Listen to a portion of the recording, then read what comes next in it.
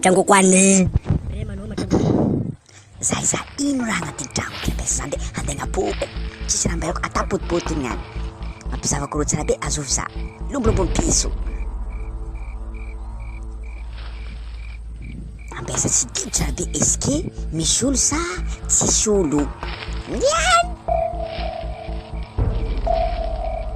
Ampiasa anaovako avant sur place ravano coffre jiaby. Moro kare 12 Tsangokoany. Sérieux bro? Balanao zay fa vitsy. Anao katramo anao bro. Bon za mandeha de alatsa koeto e balanao jiaby ny ravany eto. Aheta ny tsefanao ia. Anao tsy madiny za ko resaka raha Tsangokoany zalahy. Zava tekina ka bro meu. Afaka teknika. Wey majamako. Wey anari. Ha? Bisa pangkapi jam Tsangokoany. Majau. Wey anari. Naningina kemarin. Coba kapikin valavitra Tsangokoany. Ha? Alon zavatsika edy. Zara nandalo teo bro. Nandalo teto izy. Aia izy. Ha? Rendreniko izy igny. Tsisy wey. Badikato izy. Tsisy bro. Nihodina io fa tsy lavitra eto izy Tsangokoany. Ambadikato fa mariny izy. Anao mihodina ambadika. Za mihodina ambadika. Iabaka za ndeha ambadikato e zavako ato izy fa marindriny. Magnimbognimbony izy Tsangokoany.